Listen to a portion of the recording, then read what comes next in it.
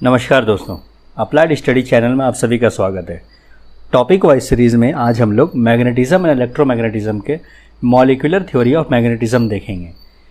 Molecular theory of magnetism, देखिए magnetism सीखने के लिए बेसिक कॉन्सेप्ट बहुत ज़रूरी है और इसमें थ्योरेटिकल कॉन्सेप्ट्स बहुत सारे हैं। इसको आप क्वेश्चंस प्रैक्टिस से भी सीखिए, हमारे थ्योरी क्लासेस से भी सीखिए। Mainly basic electrical JE aspirants के लिए ये बहुत इंपॉर्टेंट है, जेई एग्ज़ाम्स के लिए वेरी इंपॉर्टेंट है। तो चलिए बिना टाइम वेस्ट किए हम लोग शुरू करते हैं मॉलिक्यूलर थ्योरी ऑफ मैग्नेटिज्म।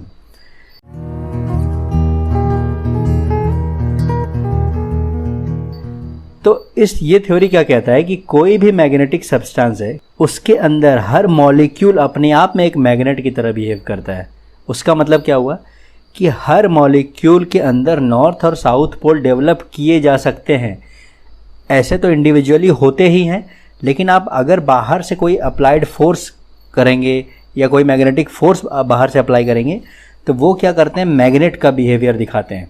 ठीक है, तो अब आप देखिए होता क्या है कि अगर कोई अनमैग्नेटाइज सब्सटेंस है, अनमैग्नेटाइज मतलब जिसके अंदर मैग्नेटिक बिहेवियर अभी नहीं है, ठीक है, तो उसके अंदर होते क्या है, उसके मॉलिक्यूल्स देखिए रैंडमली अरेंज होते हैं। ये देखिए रैंडमली अरेंज है। तो इससे क्या होता है कि नेट जो मैग्नेटिक फील्ड आना चाहिए, जो क्रिएट होना चाहिए, वो कैंसिल आउट हो जाता है, क्योंकि सब एक दूसरे को कैंसिल आउट करते रहते हैं ना किसी डायरेक्शन से। ठीक है, तो किसी भी अनमैग्नेटाइज सब्सटेंस में जो मॉलिक्यूल्स हैं वो मैग्नेटिक बिहेवियर शो नहीं करते हैं। वो अपने आप में कंप्लीट मैग्नेट जरूर हैं, लेकिन पहले का नॉर्थ पोल बगल वाले मॉलिक्यूल का साउथ पोल ऐसे कैंसिल आउट करता रहता है, तो नेट मैग्नेटिज्म ज़ीरो होती है। लेकिन जैसे ही आप एक्सटर्नल मैग्नेटिक फोर्स अप्लाई करेंगे, जैसे आप एक्सटर्नल मैग्नेटिक फोर्स आपने अप्लाई किया तो सारे मॉलिक्यूल्स एक डायरेक्शन में अलाइन होते आएंगे, north south north south north south, एक डायरेक्शन में अलाइन होते आते हैं। ठीक है, तो इससे क्या होता है कि नेट मैग्नेटिज्म डेवलप हो जाता है। किसी भी मैग्नेटिक सब्सटेंस में आप एक्सटर्नल मैग्नेटाइजिंग फोर्स अप्लाई किया आपने, तो सारे मॉलिक्यूल्स उसके एक डायरेक्शन में अलाइन हो जाते हैं। उससे क्या होता है कि नेट कैंसिल आउट ना हो के नेट ऐड अप हो जाता है।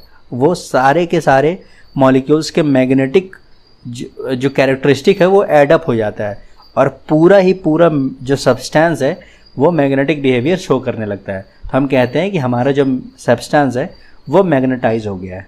ठीक है, तो यही हमारा मॉलिक्यूलर थ्योरी ऑफ मैग्नेटिज्म है कि जब आप नॉर्मली किसी मैग्नेटिक सब्सटेंस को आपने रखा है तो वो मैग्नेटिक बिहेवियर नहीं शो कर रहा है, ऑल्दो उसके हर मॉलिक्यूल के पास अपना मैग्नेटिक बिहेवियर है, वो मैग्नेट की तरह बिहेव कर सकता है। हर मॉलिक्यूल नॉर्थ और साउथ पोल डेवलप कर सकता है। लेकिन जैसे ही आपने एक्सटर्नल मैग्नेटाइजिंग फोर्स आपने अप्लाई किया तो सारे मॉलिक्यूल्स एक डायरेक्शन में देखिए अलाइन हो जाते हैं। उससे हमारा क्या होता है, उससे हमारा मटेरियल क्या हुआ, मैग्नेटाइज हो गया। ठीक है, यही चीज़ पॉइंट वाइज लिखा हुआ जो मैंने अभी तक समझाया आपको कि किसी भी अनमैग्नेटाइज सब्सटेंस में मॉलिक्यूलर मैग्नेट्स क्या होता है, रैंडमली ओरिएंटेड होता है। रैंडमली ओरिएंटेड होने की वजह से क्या होता है, वो कैंसिल कर देते हैं इफेक्ट को एक दूसरे के। एक का साउथ पोल दूसरे के नॉर्थ पोल को कैंसिल आउट करता जाता है। इसी वजह से कोई भी नेट मैग्नेटिज्म नहीं शो कर पाता है। ऐसे पॉइंट नंबर 2 देखिए क्या कहता है कि जब आपने कोई मैग्नेटाइजिंग फोर्स आपने अप्लाई किया तो मैग्नेटिक सब्सटेंस के अंदर जो मॉलिक्यूलर मैग्नेट्स हैं वो अलाइन हो जाते हैं, एक डायरेक्शन में अलाइन हो जाते हैं। ठीक है, और नॉर्थ साउथ नॉर्थ साउथ इस तरीके से अलाइन होते हैं कि वो ऐड अप होते जाते हैं, अपने आप को अपोज नहीं करते हैं, वो ऐड होके ओवरऑल मैग्नेटाइज हो जाते हैं और जो मैग्नेटिक सब्सटेंस है वो मैग्नेटिक बिहेवियर शो करने लगता है। ठीक है, तो हम कहते हैं कि सब्सटेंस जो है वो मैग्नेटाइज हो चुका है।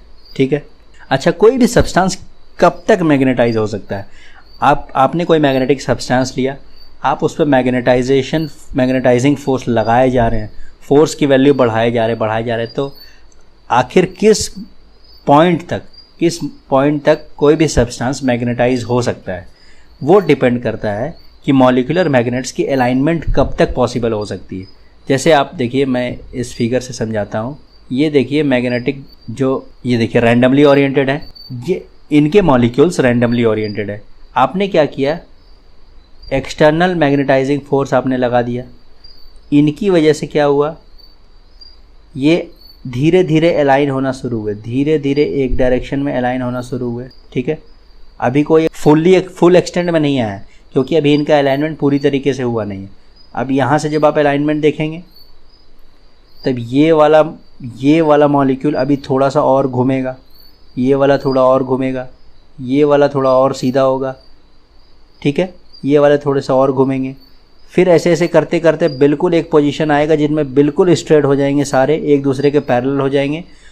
वहाँ पर कहा जाता है कि आपका मैग्नेटिक सब्सटेंस फुल्ली मैग्नेटाइज हो चुका है। इसके बाद वो मैग्नेटाइज नहीं होगा। आप कितना भी मैग्नेटाइजिंग फोर्स अप्लाई करते रहिए, उसके बाद उसके अंदर मैग्नेटाइज उसके बाद वो सब्सटेंस नहीं होगा। तो फिर क्या होगा, आप मैग्नेटाइजिंग फोर्स अप्लाई करते जाइए, वो सैचुरेशन में चला जाएगा। वही देखिए यहाँ पर ग्राफ में दिखाया गया है, ये मैग्नेटिक फ्लक्स डेंसिटी है और आप फोर्स अप्लाई करते जा रहे हैं। तो एक पॉइंट ऑफ टाइम पे क्या हुआ, ये मैग्नेटाइज होता गया। इसके बाद आप देखिए, इस पॉइंट के बाद आप फोर्स अप्लाई करते जा रहे हैं, आप फोर्स बढ़ाते जा रहे हैं, लेकिन अब ये मैग्नेटाइज नहीं हो रहा है, ये सैचुरेशन की तरफ चला गया, ठीक है। तो ये BH कर्व है और हर मैग्नेटिक सब्सटेंस का BH कर्व होता है। और ये जो मॉलिक्यूल्स का अलाइनमेंट हुआ ना, इससे पता चलता है कि वो कितना ईजिली मैग्नेटाइज हो जाएगा, कितना ईजिली डीमैग्नेटाइज हो जाएगा। इन्हीं से हम diamagnetic materials, paramagnetic materials, ferrimagnetic, ferromagnetic, anti ferromagnetic, ये सब मैग्नेटिक मटेरियल्स को हम लोग पढ़ते हैं। डाइपोल मोमेंट, जो इनका मैग्नेटिक मोमेंट है, इनके बिहेवियर से हम लोग पढ़ते हैं, ठीक है। अब आप देखिए फोर्थ पॉइंट क्या कहता है कि कोई भी मैग्नेटाइज सब्सटेंस है, उसको आपने हीट किया, तो जब आप हीट करेंगे तो जो मॉलिक्यूलर मैग्नेट्स होते हैं, जो मॉलिक्यूल्स होते हैं, जो अब मैग्नेट का काम कर रहे हैं, क्योंकि उनके अंदर north pole south pole develop हो चुका है, वो क्या करते हैं, हीट एनर्जी को काइनेटिक एनर्जी में बदल लेते हैं। जो आप हीट दे रहे हैं बाहर से, उसको वो काइनेटिक एनर्जी के फॉर्म में एक्वायर कर लेते हैं और उनके अंदर एनर्जी आ जाती है। तो वो क्या करते हैं, आपस में क्लोज चेन बनाने लगते हैं। तो चूंकि अब ये फ्री नहीं रहे, तो क्या होता है कि इससे मैग्नेटिज्म लॉस हो जाता है। कोई भी मैग्नेटिक सब्सटेंस है, उसको आप अगर हीट करेंगे तो धीरे धीरे आप देखेंगे कि उसके अंदर मैग्नेटिक बिहेवियर कम होने लगी, रिड्यूस होने लगी। तो हम कहते हैं कि ये मैग्नेटिज्म लूज कर रहा है, ठीक है। अच्छा, अब हमने देखा कि आप हीट करने से जो मैग्नेटिज्म है वो लूज होता है। तो किस टेम्परेचर पर जाकर किसी भी मैग्नेटिक सब्सटेंस का मैग्नेटिज्म लूज हो जाएगा या रिड्यूस होना लगेगा या ख़त्म हो जाएगा, तो उसको हम लोग क्यूरी टेम्परेचर कहते हैं। क्यूरी टेम्परेचर क्या है, ऐसा टेम्परेचर जिस पर कोई भी मैग्नेटाइज सब्सटेंस अपना मैग्नेटिज्म लूज कर दे पूरी तरीके से, ठीक है। तो क्यूरी टेम्परेचर ऑफ आयरन क्या है, 770 डिग्री सेल्सियस। याद रखिए इसको, आयरन का क्यूरी टेम्परेचर याद रखिए। कुछ इंपॉर्टेंट एलिमेंट्स हैं, आयरन, निकल एंड कोबाल्ट। तो आयरन का 770 डिग्री सेल्सियस है, निकल का 358, कोबाल्ट का 1121 डिग्री। तो आप इसे इंक्रीजिंग ऑर्डर में याद रखिए कि NiC, निकल का सबसे कम, फिर आयरन, फिर कोबाल्ट। कभी कभी आपको डेटा बेस्ड क्वेश्चन आपके जेईई एग्जाम्स में डायरेक्ट मिल जाता है कि इसका क्यूरी टेम्परेचर बताइए। तो कुछ इंपॉर्टेंट एलिमेंट्स का हमें याद रखना चाहिए। अब इसको ग्राफ से देखते हैं हम लोग। इस ग्राफ को देखिए, ये ग्राफ क्या कहता है, ससेप्टिबिलिटी और टेम्परेचर का ग्राफ है। ये देखिए, ये पैरामैग्नेटिक मटेरियल, ये फेरो, ये एंटी फेरो, ठीक है। अब आप क्या कर रहे हैं, ये हमारा क्यूरी पॉइंट हुआ। पैरामैग्नेटिक मटेरियल को आप हीट करते गए क्योंकि आप इधर टेम्परेचर बढ़ा रहे हैं, आप हीट करते गए और एक पॉइंट ऑफ टाइम के बाद वो कैसा बन जाएगा, फेरो, ठीक है। वो अपना मैग्नेटिज्म लूज कर देगा। पैरामैग्नेटिक सब, ये देखिए पैरामैग्नेटिक का ऐसा कर्व है, ये मैग्नेटिज्म लूज कर देगा क्यूरी पॉइंट के बाद। सारे क्यूरी पॉइंट के बाद चाहे पैरामैग्नेटिक हो या एंटी फेरो, ये सब इधर फेरो बन जाते हैं, ठीक है, फेरो बन जाते हैं। एंटी फेरो के लिए एक पॉइंट है नील पॉइंट, इसको हम लोग बाद में डिस्कशन करेंगे। तो पैरामैग्नेटिक मटेरियल क्यूरी टेम्परेचर के बाद अपना मैग्नेटिज्म लूज करके फेरोमैग्नेटिक बन जाता है, ठीक है।